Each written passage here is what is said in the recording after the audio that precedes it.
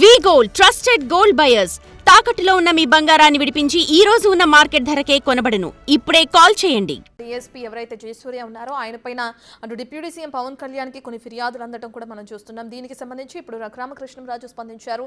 ఆయన చేసిన వ్యాఖ్యలు ఇప్పుడు హాట్ టాపిక్ గా మారాయి. కాకినాడ జిల్లా తుని నియోజకవర్గంలో మైనర్ పై తాత వరసయ్యే వ్యక్తి అఘాయిత్యానికి ప్రయత్నించాడు. తునికి చెందిన టీడీపీ దళిత నాయకుడు తాటిక నారాయణరావు జగన్నాథగిరి గురుకుల పాఠశాల నుంచి తాతనని చెప్పి విద్యార్థిని తోటల్లోకి తీసుకువెళ్లాడు. బాలికపై అఘాయిత్యానికి యత్నించగా తోట యజమాని అడ్డుకుని వీడియో తీయడంతో ఈ విషయం వెలుగులోకి వచ్చింది.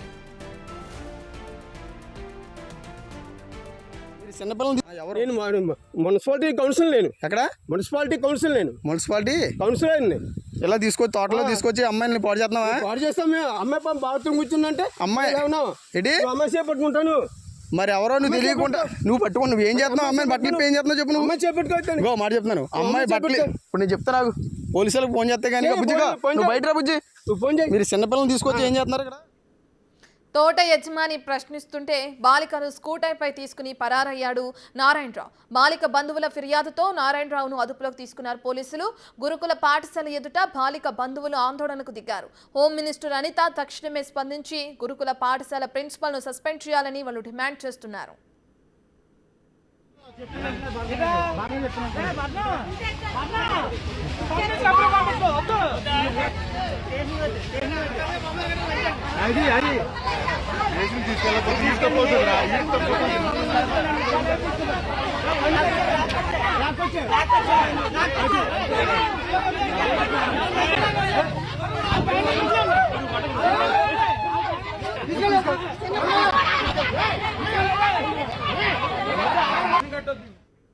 కాకినాడ జిల్లాకు చెందిన వైసీపీ నేతలు మహిళా విభాగం బాధిత కుటుంబాన్ని పరామర్శించారు.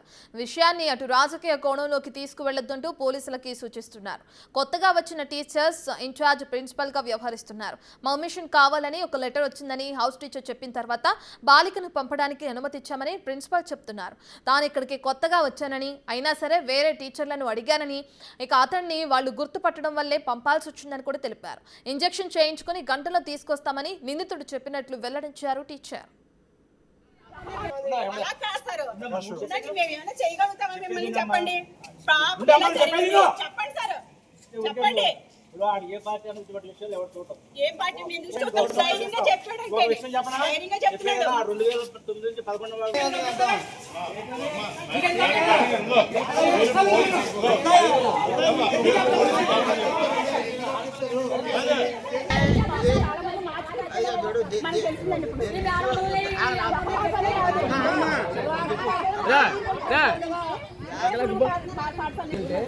నేను కొత్తగా వచ్చాను, రెగ్యులర్ టీచర్ని.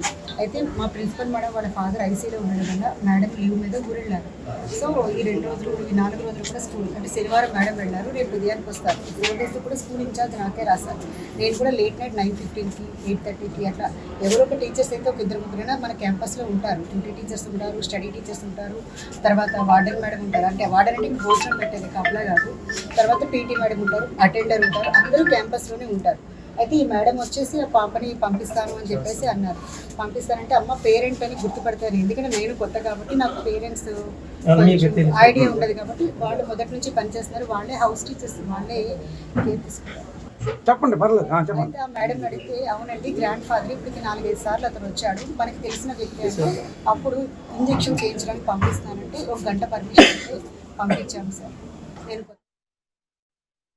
ఇక తాత అని చెబుతూ బాలికను తీసుకెళ్లిన నిందితుడిని త్వరలోనే అరెస్టు చేస్తామన్నారు డీఎస్పీ.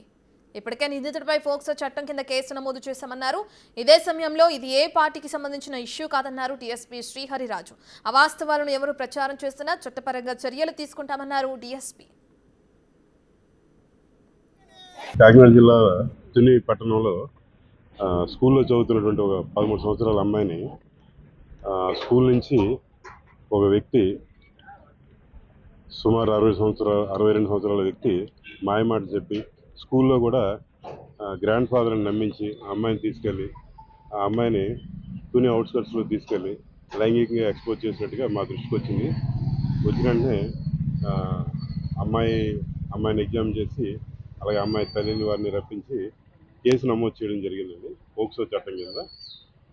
పోక్సో చట్టం కింద కూడా ఏవైతే సెక్షన్లు ఉన్నాయో కఠినమైన సెక్షన్ మేడం. ఎందుకంటే అమ్మాయిని ఎవరైనా మైనర్ అమ్మాయిని స్కూల్ నుంచి తీసుకుని వెళ్తే ఆటోమేటిక్ కిడ్నాప్ వస్తుందండి.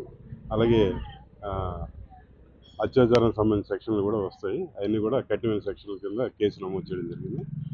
తర్వాత దర్యాప్తు కూడా వేగవంతం చేసామండి. ఈరోజు సాయంకాలం లోపు ఈ వ్యక్తిని కూడా అరెస్ట్ చేసి కోర్టు ముందు ఉంచడానికి ప్రయత్నం చేస్తున్నాం. దీనికి సంబంధించిన పూర్తి సాక్ష్యాధారాలు కూడా సేకరిస్తున్నాం. తర్వాత కొన్ని సోషల్ మీడియా గ్రూపుల్లోనే వేరే చోట పార్టీ పరంగా ఆపాదిస్తున్నారు. ఇది పార్టీ పరమైన ఇష్యూ కాదు. పార్టీ నుంచి ఏ పార్టీ నుంచి కూడా ఎవరు కూడా మా సభ్యుడు అని చెప్పి ధృవీకరించలేదు. పార్టీల మధ్యన వైషమ్యాలు రెచ్చగొట్టే ప్రయత్నాలు ఎవరైనా స్వప్రయోజనాలు కానీ వాడుకుంటే అది కరెక్ట్ కాదు. ఏదైనా ఉద్దేశపూర్వకంగా అలాంటి పని చేస్తే వారి మీద కూడా చర్యలు తీసుకోవడం జరుగుతుంది. అలాగే కొంతమంది తెలుసో తెలియకో అమ్మాయి వీడియో కూడా సర్క్యులేట్ చేస్తున్నారు. అది కూడా కరెక్ట్ కాదు. పోక్సో చట్టం ప్రకారం అది కూడా నేరం. దయచేసి పత్రికా మిత్రులందరూ కూడా ఆ విషయాన్ని గమనించవలసిందిగా కోరుచున్నాను. ఈ కేసులో నారాయణరావు అనే అక్యూజ్ని ఐడెంటిఫై చేసాం. ఆయన అరెస్ట్ చేసిన తర్వాత ఈరోజు సాయంకాలం మరొకసారి మీ ముందుకు వచ్చి ఆ వివరాలు కూడా మీ అందరికీ తెలియపరుస్తాం. కాకినాడ తుని రూరల్ గురుకుల పాఠశాల విద్యార్థిని ఘటనపై స్పందించారు మంత్రి నారా లోకేష్. తాటిక నారాయణరావు చేసిన పని తెలుసుకుని షాక్ గురైనట్లు ఎక్స్ వేదికగా వెల్లడించారు మంత్రి. ఇలాంటి ఘటనలకు పాల్పడేవారు ఎవరైనా ఉక్కుపాదంతో అణిచివేస్తామన్నారు. గురుకుల పాఠశాలలు, సంక్షేమ హాస్టల్స్లో చదువుకునే విద్యార్థినులకు పటిష్టమైన భద్రత కల్పించాల్సిందిగా అధికార యంత్రాంగానికి ఆదేశాలు ఇచ్చారని ఎక్స్లో పేర్కొన్నారు మంత్రి నారా లోకేష్.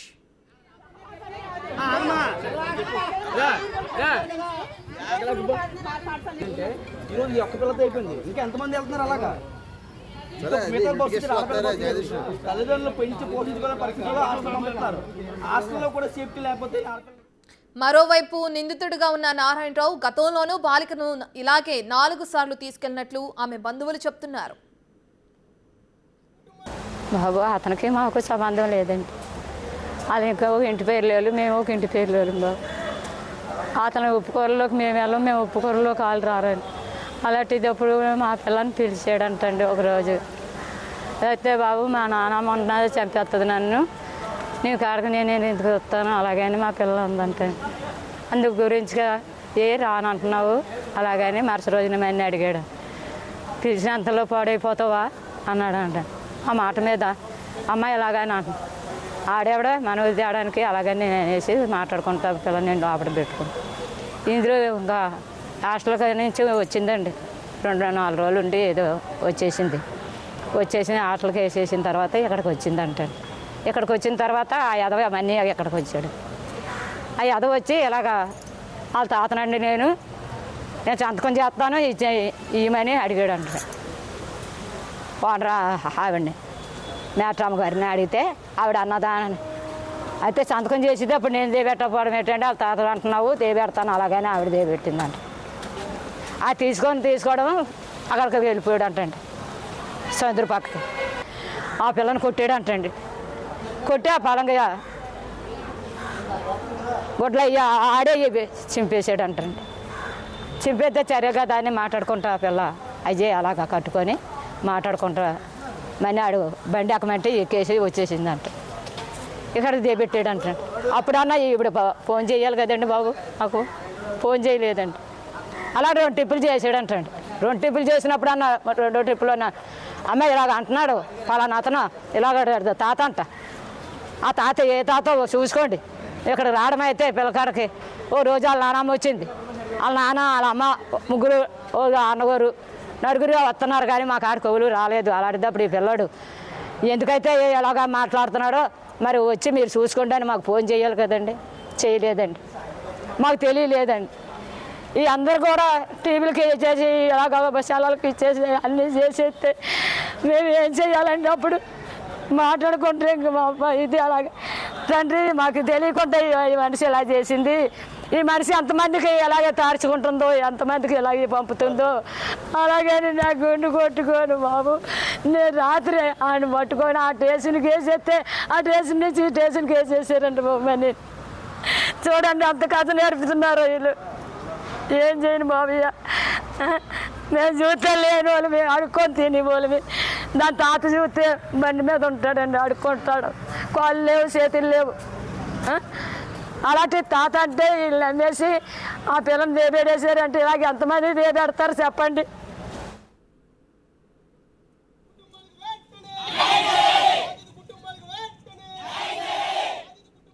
పూర్తి డీటెయిల్స్ అందించడానికి మా ప్రతినిధి శివశంకర్ అందుబాటులో ఉన్నారు. శివశంకర్, మనం చూస్తున్నాం ఎవరైతే తన బంధువుల ఆవేదనని ఆ పాపకి సంబంధించి అయితే ఇన్నిసార్లు తీసుకువెళ్ళినా ఎప్పుడు కూడా వాళ్ళ బంధువులకు కానీ లేదంటే స్కూల్లో ఉన్న టీచర్స్కి కానీ అఘాయిత్యానికి పాల్పడినప్పుడు ఎప్పుడు చెప్పలేదు ఆ పాప. అయితే పోలీసుల విచారణ ఎక్కడి వరకు వచ్చింది అనుకోవచ్చు? ప్రస్తుతం చూస్తున్నట్లయితే ఏదైతే గురుకుల పాఠశాలలో విద్యార్థులపై కామాంధుడి దాడికి సంబంధించి ఇప్పటికీ పోలీసు ఇన్వెస్టిగేషన్ అయితే కొనసాగుతుంది.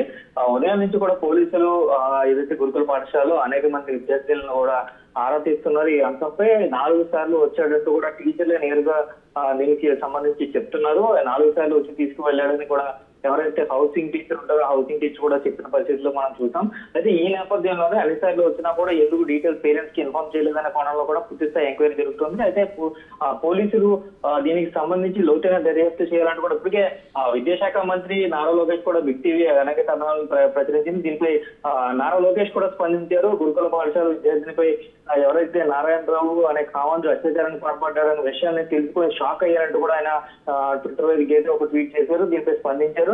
ఏదైతే సంఘటన తెలిసిన వివరాలను కూడా తెలుసుకున్నాను. పోలీసులు అతనిపై ఫోక్సో చట్టం కింద కేసు నమోదు చేసి అరెస్ట్ చేయడం జరిగింది. ఎంతటి వారైనా సరే ఇలాంటి తప్పులను అయితే ఉపేక్షించమంటూ కూడా నారా లోకేష్ వార్నింగ్ ఇచ్చుకుంటూ వచ్చారు. బాధితులకు అండగా ఉంటామంటూ కూడా చెప్పుకొచ్చారు. ధైర్యంగా ఉండాలంటూ కూడా భరోసానిచ్చారు. అయితే గురుకుల పాఠశాలలోనూ సంక్షేమ హాస్టల్లో చదువుకునే విద్యార్థుల పట్ల పటిష్టమైన భద్రతను కల్పించే దిశగా అయితే అధికార యంత్రాంగానికి ఆదేశాలు ఇవ్వడం కూడా జరిగింది. అయితే ఈ నేపథ్యంలోనే ఈ కేసుకు సంబంధించి అసలు ఎందుకు అన్ని సార్లు మహిళని ఒక సంబంధం లేని వ్యక్తితో బయటికి పంపించారు ఆ మైనర్ బాలికని అనే కోణంలో అయితే పూర్తి స్థాయి ఎంక్వైరీ చేయాలని కూడా పోలీసులకు ఆదేశాలు జారీ చేసినట్టుగా కూడా తెలుస్తుంది. అయితే పూర్తి స్థాయిలో చూసుకున్నట్లయితే అన్ని కోణాల్లో కూడా పోలీసులు ఎంక్వైరీ జరుగుతుంది. అసలు ఏం జరిగింది ఏంటి అనేది కూడా తెలిసే అవకాశం అయితే ఉంది. అయితే ఈ రోజు సాయంత్రం ఇప్పటికే రిమాండ్కి తరలించేందుకు పోలీసులు అన్ని ఫార్మాలిటీస్ కూడా కంప్లీట్ చేసినట్టుగా కూడా మనకి సమాచారం అందుతుంది. రత్న. రైట్ శివశంకర్, అయితే ఈ ఘటనతో గురుకులాల్లో చదువుకునే వాళ్ళని చెప్పుకోవచ్చు, లేదంటే సంక్షేమ హాస్టల్స్ లో ఉన్న విద్యార్థులు ఎవరైతే ఉన్నారో వాళ్ళందరి భద్రతకు సంబంధించి ఒక క్వశ్చన్ మార్క్ రేజ్ అవుతుందని చెప్పుకోవచ్చు. ఖచ్చితంగా. ఎందుకంటే ఒకటి చూసుకుంటే తునిలో జరిగింది, రెండోది చూసుకుంటే రాజమండ్రిలో సంక్షేమ హాస్టల్లో జరిగింది. అక్కడి నుంచి కూడా ఒక మైనర్ బాలికని తీసుకుని వెళ్లి బండిపై అఘాయిత్యం చేసి ఏదైతే రావులపాలెంకి చెందిన ఒక కుర్రాడు అఘాయిత్యానికి పాల్పడ్డాడు. ఈ 2 ఘటనలు చూసుకున్నట్లయితే ఖచ్చితంగా ఆ భద్రతా లోపం అనేది కొట్టొచ్చినట్టుగా కనిపిస్తుంది అనేది చెప్పుకోవచ్చు. ఎందుకంటే ఖచ్చితంగా హాస్టల్స్ లో ఉండేవారు బయటికి వెళ్ళాలంటే ఖచ్చితంగా పేరెంట్స్ కి ఇంటిమేట్ చేయాలి. అలా ఎందుకు వార్డెన్స్ కానీ ప్రిన్సిపాల్స్ కానీ ఎందుకు ఇంటిమేట్ చేయట్లేదు? కుటుంబ సభ్యులకి తెలియకుండా వారు బయటికి వెళ్ళడానికి ఎవరు ఈ అంత లీనియస్ ఇస్తున్నారనే దాని మీద పెద్ద ఎత్తున చర్చ జరుగుతుంది. వీరికి ఖచ్చితంగా భద్రత లేదు కాబట్టి ఒక పటిష్టమైన భద్రతా వ్యవస్థను ఏర్పాటు చేయాలని కూడా పెద్ద ఎత్తున అయితే డిమాండ్ చేస్తున్న పరిస్థితి కనిపిస్తుంది. Right, thank you Shivashankar. ఇక బాలికపై ఏదైతే అత్యాచారానికి పాల్పడ్డాడో అతనికి సంబంధించి నిందితుడిని అదుపులోకి తీసుకున్నారు. ఇప్పటికే